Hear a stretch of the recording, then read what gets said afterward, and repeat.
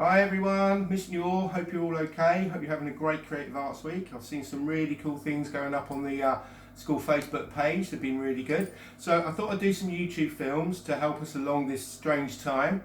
And we're going to be showing you some really fun and creative, some obviously musical, but not all of them, apps that we can be getting in and downloading, and some good activities to be doing with them over the coming weeks.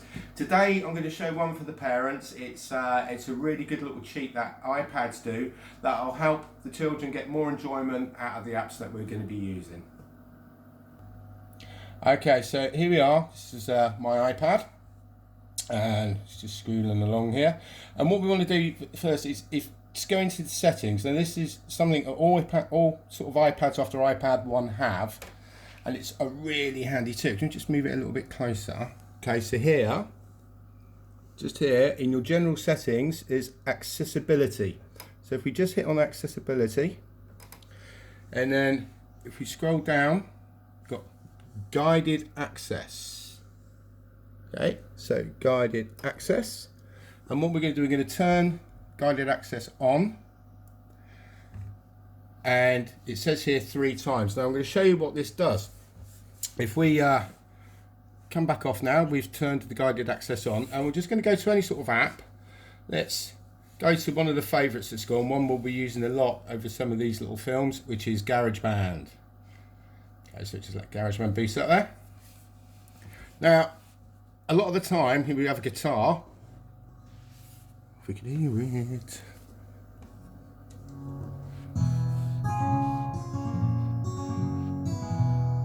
Great. So a lot of the time with these apps, there's certain things that we don't want the children to be hitting by accident because it will ruin their time on the app.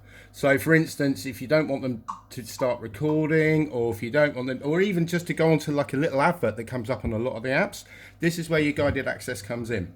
Also, it will stop this little button here that all iPads have, which is your go back button. It will also stop if the child accidentally hits that button. It won't go off the app.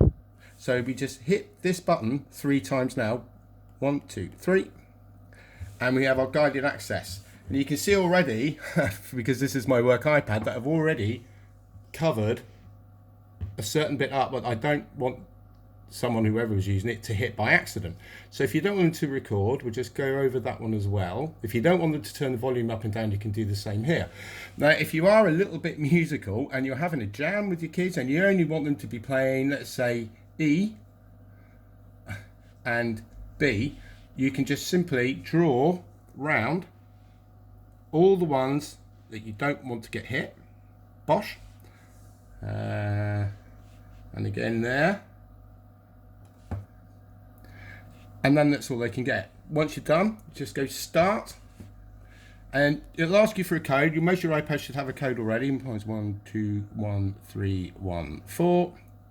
Verify it. 121314. And there we have it. So none of these can be got. If it's covered over, it can't be got. And plus, that button, the go back button, if I press it now, nothing's going to happen unless I press it 3 times. Obviously, you need to come off of this at some point to get off of the app. So you just do the same again. 1, 2, 3. Put the code in. 1, 2, 1, 3, 1, 4. And then you can just end it, and we're back to normal.